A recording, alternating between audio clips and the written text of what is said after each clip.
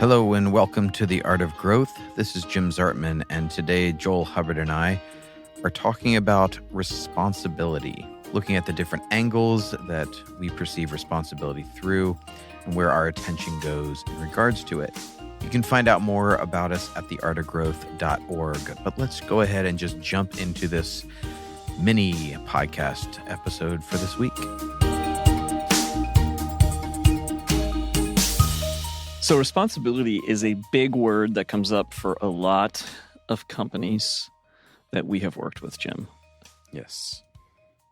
Many of them, particularly team leads, reach out to us and tell us how frustrated they are with the lack of responsibility. Yes. But I wonder if that translates. I wonder if others would say on the team that they feel like the team lead is, maybe lacking in some, measure of responsibility. So what are you meaning by responsibility in this? Well, that's setting? what I think what needs to be defined, because I think that there are areas where we are under-responsible and over-responsible for each of us. I think we're a combination of both. And so one of the things that we've learned with understanding personality types is that there are some who are very, very responsible when it comes to executing on tasks. Yes. They will get that task, work really hard at it, do it well, and do it on time. And if not, they will communicate that they're not able to get it on time, but here's what they're doing to do the best that they can. So they take ownership, and that for them would be the act of responsibility. And so therefore, when they look at others on their team who are not doing the same, it can be very frustrating to them. I have a family member who is a manager who is this kind of personality type. And that's one of the things he tells me all the time is like, I don't understand. I thought it was clear that our deadline for this needed to be done by this point, that person's project. And they didn't get it done. And they have all kinds of excuses, but they never communicated to me along the way that they were running into problems. Right. So they didn't take full ownership, full responsibility of their part of the project. And they didn't take responsibility for communicating along the way That's when right. things did not go correctly. That's right. Yes. So I think that that's one aspect of responsibility. Task, yeah. Yeah, is the task. So getting it, quality, timelines, those are big pieces of it. Yeah. And that's clear to everybody. Everybody understands, that's responsibility, right? That seems pretty clear. But others tend more towards a kind of relational responsibility. So for them, they're tuning into how people are being treated. What people's own personal experiences are, how they're showing up at work. Like maybe they had a struggle at home. Do we care about that? Yeah. Do we care about them as a person and not just as a utility, as part of the process of getting the work done? And so those people, they may be over-responsible sometimes in the area of relationships. And so maybe they're not pushing, maybe they're not keeping their own team members on task, particularly if they're team lead, because they're so supportive that maybe they're allowing for slip-ups and some of those delays to take place. Yeah, and something that is sometimes said about them is like, I wish they'd just be responsible for themselves and stop worrying about other people. Right. Yeah. So there's the direction of the responsibility, which is coming into play there. Where is that responsibility being directed? Yes, exactly. So those are immediately two that I think of. Yeah. Okay, because there's a third that's coming, which is one that people often bring up to us in like that initial call with us, deciding if they're going to bring us into their company, which they talk about. I want people to take more ownership and responsibility for the effect they're having on others. The impact they're having on others. Even people who aren't leaders miss the point that they are leading in some way because their presence, their attitude, their communication is having an effect on other people. So sometimes this person is not taking enough responsibility from the managerial perspective for the way they are impacting the room, either through their communication, through their under responsibility or over responsibility of task relationship, or their self-management, or their attitude, whatever. It's like they're not taking enough responsibility for how they are showing up. Yeah. Yeah. So that's the third component that I thought of. Yeah, Yeah. that's excellent. I think I would add maybe this is, I don't know if it's a fourth or if it's related to the impact piece, but it's that you also are responsible for your reactions. We have some who are highly reactive on certain teams. And so there's this like explosion. Or maybe there's another kind of reaction, which is more of a withdrawing kind of reaction. Yeah. It's like they pull back, right? And energetically, you can feel that in the room. Like you have a team meetings, the person's really disengaged, whereas ordinarily they're very engaged. Yeah.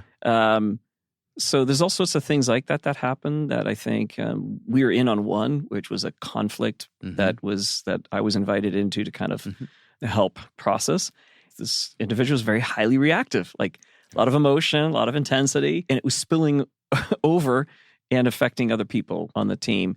And it's like, well, there's an authenticity. Yes, we value that. We want you to be authentic. We want you to bring your whole self to work, meaning like bring your true self. If you're struggling, right? Yeah. But it was like the reactivity is I'm reacting because of these other issues, as opposed to I'm having a reaction, I own it. Right. And this is not on you. You know, Right. that's a different thing, I think. Well, it's different saying I'm having this reaction than what you just did is making me have this reaction. That's right. Whenever someone uses the language of this is making me this, there is a little bit of this removal of responsibility. And instead of saying, I am experiencing this, like I am reacting this way, I don't have to externalize the blame or the reasons or whatever it is.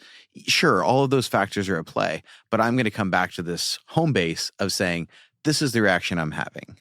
Because we see people that react in that way. There is the abundance of reaction, but then we also see people react the other way, which is like, where did you just go? You just disappeared from the room. You completely withdrew. It's like whatever happened, you just disappeared when that happened. Yes. Yeah. Because that's the other extreme that happens often as well. Yeah. Many leaders will feel like there's a person, a team member that didn't speak up when they should have spoken up. Yeah. They saw something, but they didn't say anything. They had an opinion about something, but they didn't say anything because they didn't want to disrupt. They didn't want to create conflict. Yeah. And as a result, down the line, there's some kind of something that comes up. Maybe they weren't as fully engaged. Maybe, and then it comes up. Well, I wasn't really on board with this whole thing. So why didn't you say something at the beginning? Well, because I didn't want to. I didn't want to do this. I didn't want to. Okay, but that's the issue of responsibility, right? It's like you're responsible to speak up. And as a team lead, you're responsible to create the space. It's both and, right? Yeah. There's this question that's come up is whose responsibility is it for teams to feel like they belong, like people to feel like they belong on a team? And the answer for us has always been, well, it's both. It's everyone. Right? Like everybody needs to take responsibility. The team lead needs to create space for that, right? And people need to be able to bring themselves forward, be themselves in a space, say what they're experiencing, what they think, what they feel, within reason, obviously, but to be as truthful as they can within those spaces. Yeah. Yeah, that's really good. So as a wrap up, I think what we could say is if you recognize as a team lead, you're highly responsible in one of these areas. Yeah. But recognizing where you might be a little less responsible, just kind of owning it, not feeling bad about it, but just like owning that, yeah, I'm never going to be highly responsible in this area. But if you're open to it, then you can look for people on your team who are better at that and then welcome them into it.